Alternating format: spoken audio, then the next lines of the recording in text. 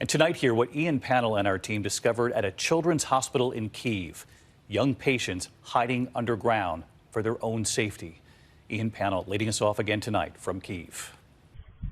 Tonight, Russia intensifying its invasion, increasingly hitting civilian as well as military targets, striking an ammunition dump outside Kharkiv, seen in images posted on social media.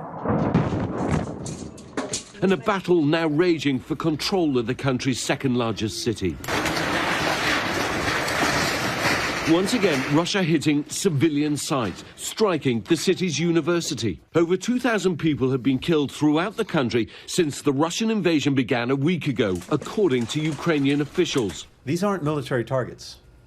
They are places where civilians work and families live. This is shameful. And Russia revealing its losses for the first time. Tonight saying at least 498 of its soldiers have died and nearly 1,600 have been injured. Ukrainian officials say the real number is much higher. Western intelligence sources say Russia appears to have surrounded 5 major Ukrainian cities, including Kharkiv.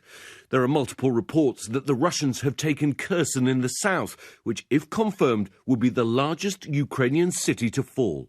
But the Pentagon today saying that the massive Russian convoy bearing down on Kyiv appears to have ground to a halt about 70 miles north of the capital. The northern push by the Russians down towards the south, towards Kyiv, remains stalled. Pentagon officials say they believe stiff Ukrainian resistance, including attacks on advancing Russian columns, have combined with shortages of food and fuel to halt the convoy, at least for the time being.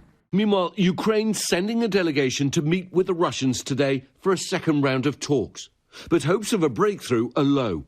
And on the ground, Ukrainian defiance of the Russian occupation is growing.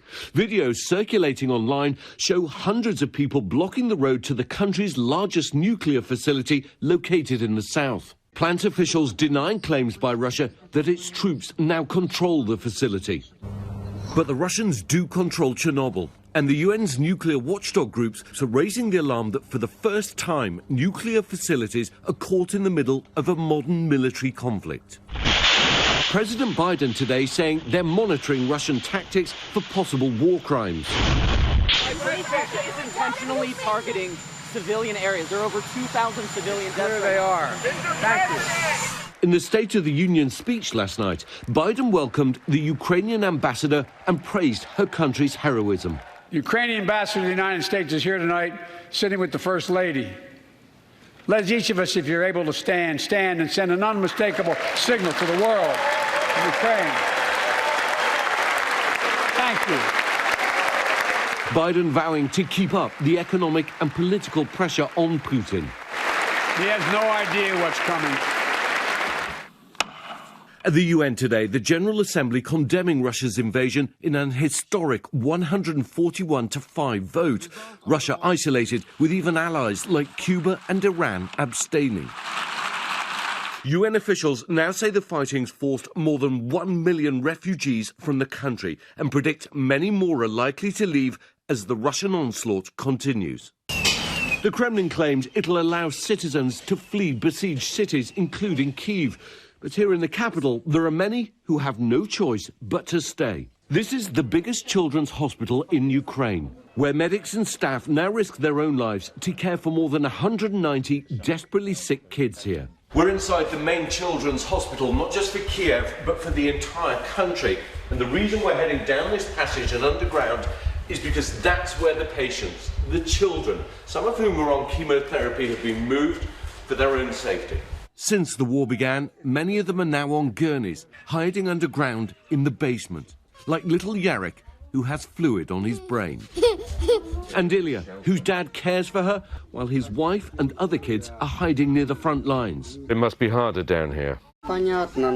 Valentin says, of course it's harder down here, but what can we do? We won't give up, though. We'll fight to the last. And it's not just the sick, but the wounded here, too. 13-year-old Vova was badly injured when the family car came under attack. His father and cousin were killed, and he now fights for his life in intensive care. His mother agreed to let us film because so many here want the world to see what has become of their children. My emotion, I believe in victory. I believe in maybe in future, tomorrow, maybe next week or next month, I see some in our clinic. An extraordinary scene unfolding for these families and these youngest of patients already going through what they're going through with their health and now having to hide in the basements just to protect themselves from what's playing out in their country. Ian, I know a lot of people here in this country are going to wonder how these children will survive this if the Russians take over, or will they be protected? And we're also learning of that breaking news tonight, reports that a major Ukrainian city may have just fallen in the south. This would be the first large city to fall to the Russians? Yeah, that's right, David. I mean, the situation in the hospital is heartbreaking. I mean, some of the babies who needed bone marrow transplants have been taken successfully across the border into Poland.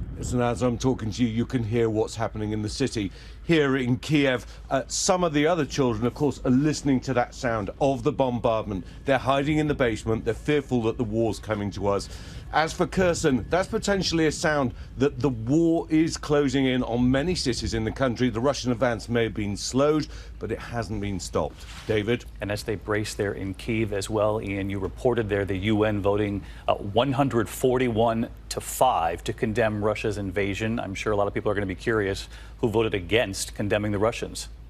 Yeah, pretty overwhelming condemnation of Russia. There were even some traditional allies abstaining along with India and China, but it's a fairly motley crew of nations who stood side to side with Russia. Just 4 countries, Syria, North Korea, Belarus and Eritrea, most of them, as Russia is now becoming, pariah nations.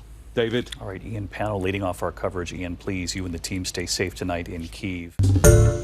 Hi, everyone. George Stephanopoulos here. Thanks for checking out the ABC News YouTube channel. If you'd like to get more videos, show highlights, and watch live event coverage, click on the right over here to subscribe to our channel. And don't forget to download the ABC News app for breaking news alerts. Thanks for watching.